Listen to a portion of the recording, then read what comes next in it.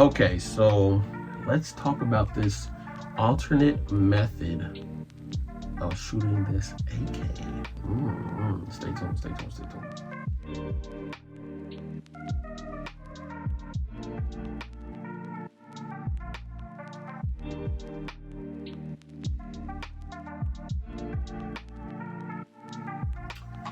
Okay, so there's actually two different methods that I use to shoot this AK, but there can be three different methods to shooting this. Now, I don't mean in the sense of you can shoot it like this or folded or under the armpit. No, I mean as far as like aiming and trying to see what you're shooting and all of that stuff. So as you can see, I got my light and then I got my light laser on here. Turn it on. So number one is the laser. I'm not gonna point that at your face, but the laser, if I need it, which 9 times out of 10 I won't. This is just a backup aiming module in case my red dot dies or the other method fails me somehow. But the two main methods that I've been using are my red dot. So I got the red dot, whoopsies. I got my SIG Romeo 5 on here. Shout out to Ears Tactical. Dang, I've been going for too long. Ears Tactical. I was telling him that I like this, and I've been running this for a while. Been running this for about a year like this. And I also have my iron sights, and both are very easily accessible. You can see, basically, all I have to do from running it like this to go from my red dot to my irons is boom. Or I can just tilt my head down just a little bit. So red dot, irons, red dot, irons. And I actually tried that.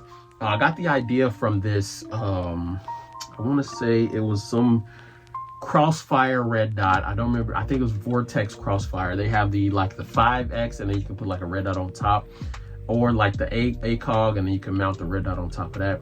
That's where I got the idea, red dot on top, and then, you know, but I wanted to use irons and then red dot on top.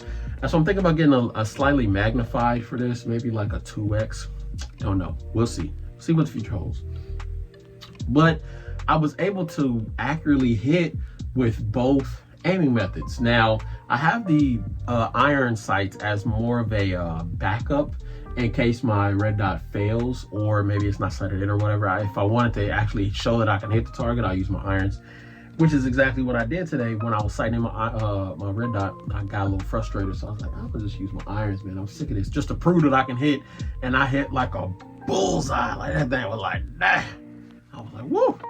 That thing was, yeah, it was on for sure. So only really downside I have about the system is the heat. But I got these M-LOK covers that help dissipate the heat a little bit more. They're actually like see-through aluminum, not see-through, hollow aluminum. So they're pretty strong too. And really with this platform, that's the real only downside you're gonna have to deal with is the heat, especially with the shorter, you know. But I do have a homemade heat shield in there. You can see that I made. But really the only way to dissipate the heat in this platform is to let it cool down. So like I say, or just dump water on it. But you know, if you've got a lot of electronics on it, you really don't want to do that. So I just let mine cool down sometimes. And sometimes you have to. You don't want to put it in a bag smoldering hot, you know. So, but this thing was running today. I'm gonna put in some footage at the end of this video, but this thing was thangin'. Especially with this 60 rounder that Ears Tactical said I was crazy for having in the bag.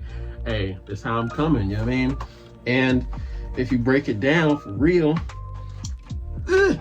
this folding stock is so stiff, and I love that it is. This thing could get really small, you know what I mean? This thing could get very compact, like really compact. And then if I need to in a pinch, I can still cheek it. Boom. And then, bang, I'm on action. I'm on action. You know what I mean? But let me know what y'all think about this setup in the comments below. Like, comment, subscribe, all of that stuff. And stay tuned for more, because we got more coming. Peace.